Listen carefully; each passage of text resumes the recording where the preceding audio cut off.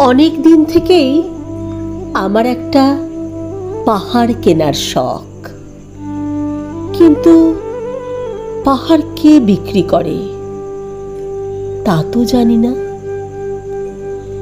যদি তার দেখা পেতাম, দামের জন্য আটকাতো না।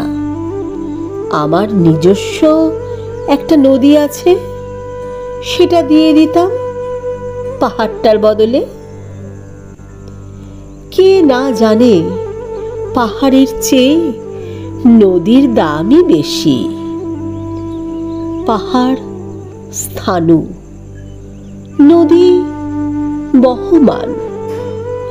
তবু আমি নদীর বদলে পাহাড়টাই কিনতাম, কারণ আমি ঠকতে চাই। হ্যাঁ, আমি ঠকতে চাই। নদীটাও অবশ্য কিনেছিলাম একটা দ্বীপের বদলে। ছেলেবেলায় আমার বেশ ছোট্ট খাট্ট ছিমছাম একটা দ্বীপ ছিল। সেখানে অসংখ্য প্রজাপতি। শৈশবে দ্বীপটি ছিল আমার বড় প্রিয়। আমার যৌবনে দ্বীপটি আমার কাছে মাপে ছোট লাগলো। প্রবহমান ছিপছিপে তন্বী নদীটি বেশ পছন্দ হলো আমার।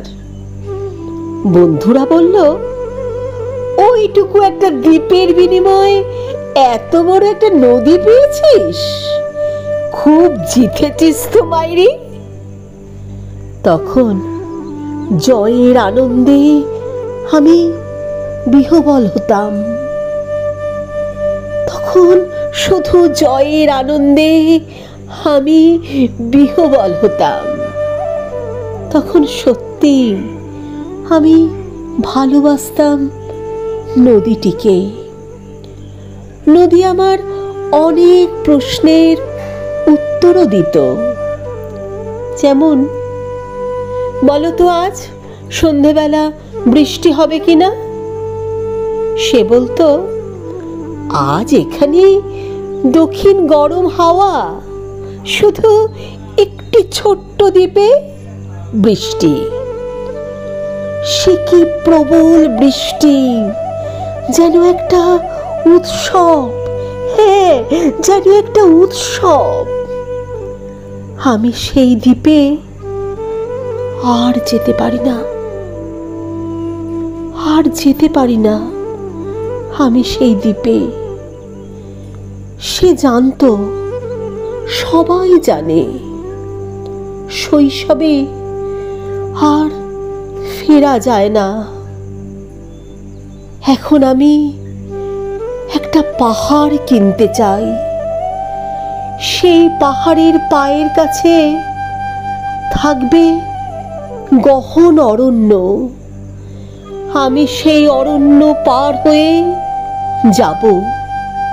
তারপর শুধু রুক্ষ কঠিন পাহাড়, একেবারে চূড়ায় মাথার খুব কাছে আকাশ, নিচে বিপুলা পৃথিবী, চরাচরে তীব্র নির্জনতা। আমার কণ্ঠস্বর সেখানে কেউ শুনতে পাবে না। হ্যাঁ, আমার কণ্ঠস্বর সেখানে কেউ শুনতে পাবে না। আমি ঈশ্বর মানি না।